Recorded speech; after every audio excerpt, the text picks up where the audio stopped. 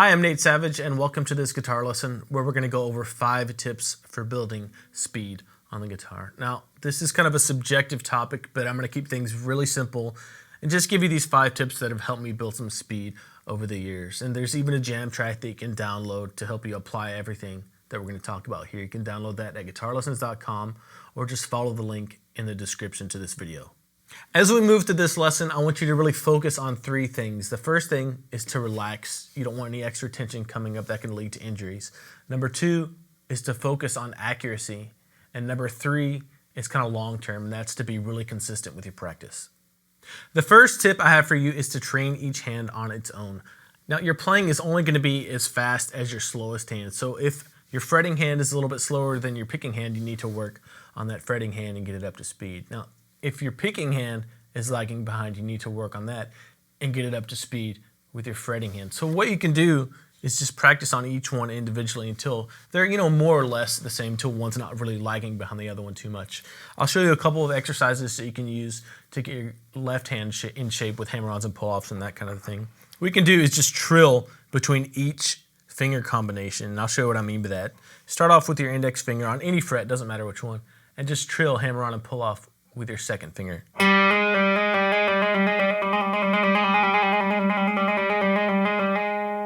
Do that for, a few seconds, and then switch to your third finger and your first finger.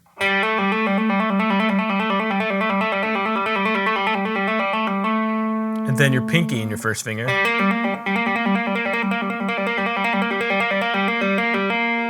And then you're going to switch to your middle 2 fingers right there. That's a hard one. Then middle finger and your pinky.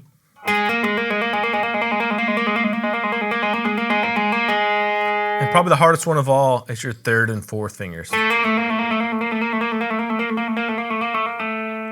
And if your legato or hammer-ons and pull-offs are lagging behind in speed, this is going to be a great kind of warm-up exercise that you can incorporate into your daily practice routine to get that hand up to speed. In addition to that, what you can do is just take a scale and play through the whole thing legato and not worry too much about your picking hand. So for example, you can pick an A minor scale and just play through that for a few minutes every day and really focus on getting that speed and accuracy up with your legato technique.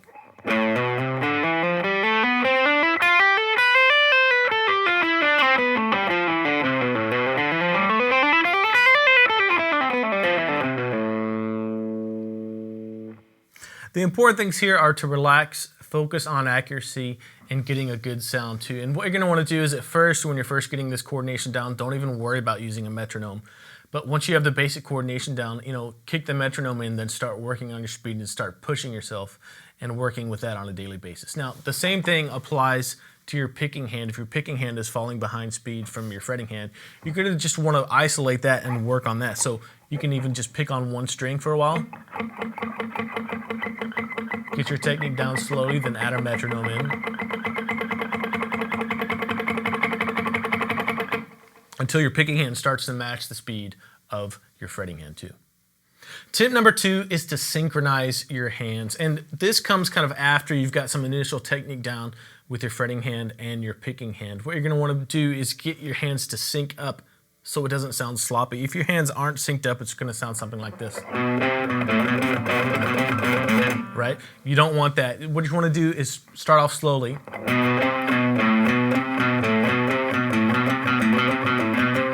And gradually increase the speed with a metronome or jam track, whatever. And you can work on this throughout a scale, like an A minor scale will be a great way to work on syncing your hands up. Start slowly at first.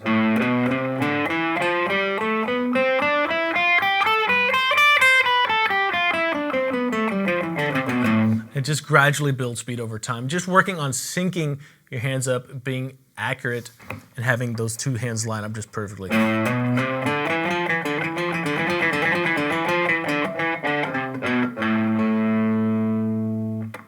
And again, the point here is to relax and focus on accuracy. You're only going to be as fast as your slowest hand, and syncing those up is a really big deal. Tip number 3 is to rev your speed, and this is kind of the next level as far as syncing your hands up. To help you kind of understand what I'm talking about here, I'm going to use a 3-note per string scale fragment in A minor, just 3 notes starting on this A, first finger on the 10th fret of the B, that B on the 12th fret with my third finger, and then my pinky is going to grab that C on the 13th fret. So what you can do is just play those notes over and over again, 1, 2, 3, 1, 2, 3, slowly, and then once you feel the sync is good, start ramping up the speed and then come back down too.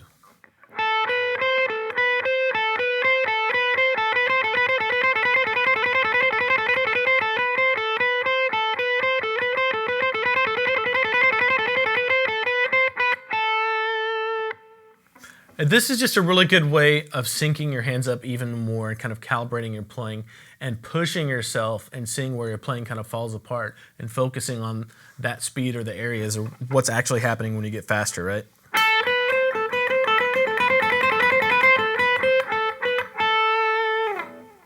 Tip number 4 is to set realistic goals and track them. Now, if you're a new guitar player and you set a goal of, I want to be able to play 16th notes at 220 beats per minute, that's not really very realistic, and you're going to kind of frustrate yourself and be discouraged when you don't reach that. You might want to set something more like, I want to be able to play 16 notes at 80 beats per minute. A metronome is a great tool for building speed and tracking your progress. Now, when you're first getting the physical technique down of playing the guitar, you're probably not going to want to use a metronome. Just take it really slowly and work on programming those physical motions. But once you have that down, you're going to want to use a metronome to keep track of your speed and help you develop your time.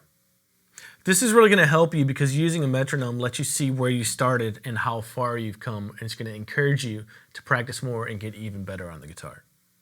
Another thing that can help you keep track of your progress is to just keep a simple log of how well you're progressing on a simple lick, scale or something else you're trying to increase your speed on. To help you with that, I have a page from the practice routine generator. That's just a simple bar graph where on the bottom it's the days of the month, and on the left you can fill in the BPMs to keep track of how well you're doing and how well you're progressing as you use your metronome to build speed.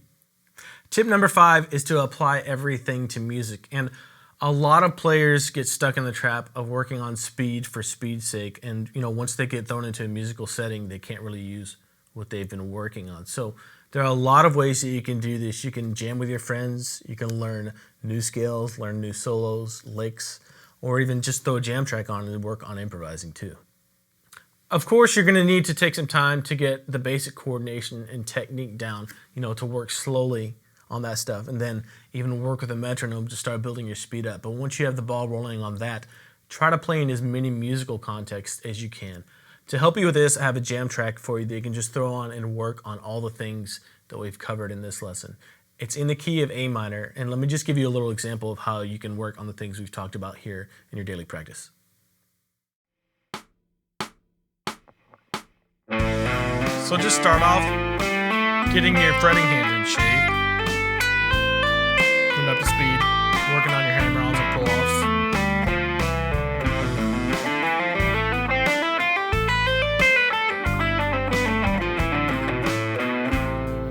Once you're comfortable with that, work on just your picking hand.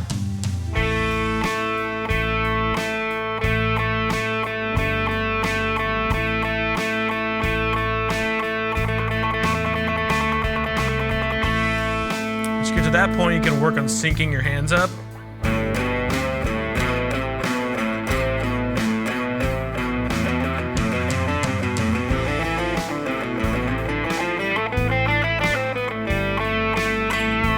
And then you can even rev your speed too to take that sync up one more level.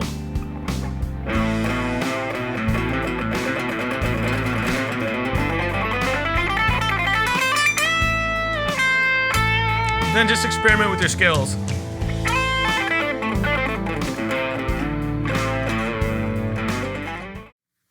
That's it for this lesson. Make sure to watch this video as many times as you need to really absorb everything that we went over here. If building some speed on the guitar is one of your goals. Again, you can download the jam track at guitarlessons.com or just follow the link in the description to this video. I'll see you.